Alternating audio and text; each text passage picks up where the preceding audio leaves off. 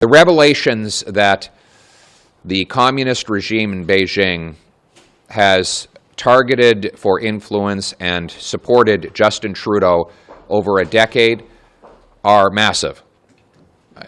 Even more massive are the continuing revelations that the regime interfered in 2 successful elections, and finally, that Justin Trudeau knew about all of this. He knew that the regime in Beijing was directing funds to the Trudeau Foundation. He knew that there were supporters of the regime who attended fundraisers at which he was present.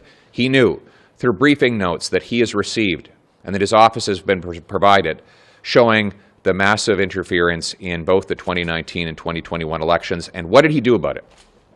One thing.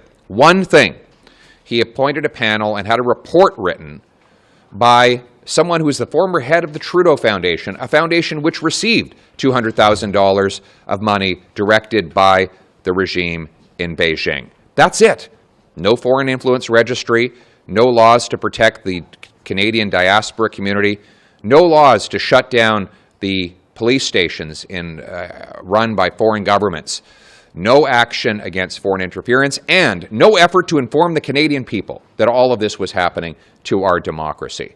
Justin Trudeau has done nothing but try to intimidate members of CSIS, try to attack the courageous whistleblowers in our intelligence services who've been attempting to speak out. They must, by the way, be very desperate to get the truth out because they are so concerned at Trudeau's failure to respond after years of him being aware of this foreign interference. They would not be bringing all of these details to public light if they were not very concerned about the Prime Minister's personal behavior on this file and his unwillingness to protect Canada's national interest and security. So Conservatives are announcing today we support an independent and public inquiry on the following conditions. One, it has to be independent.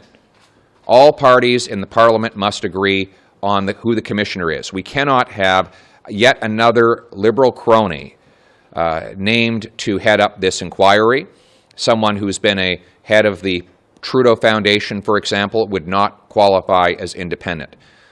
2, it has to be public. We can't simply bury it behind closed doors and have it in secret while Canadians are left in the dark, potentially with another election interfered in before the results of the Commission come out. The results of the Commission and the regular testimony must be public.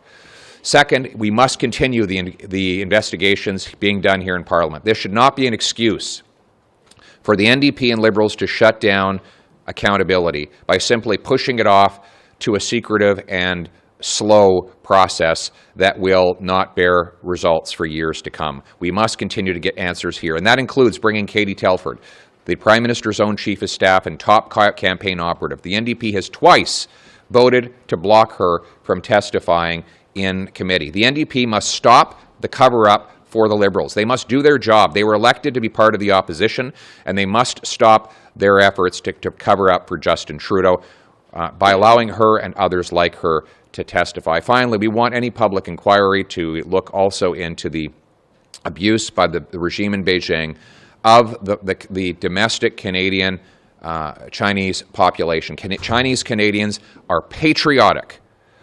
They are faithful to our country. They deserve our protection.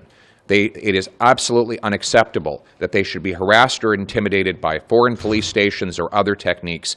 We want all the light shed on this, and we want all the protections to go to these wonderful Canadians to protect them against abuses by a foreign regime.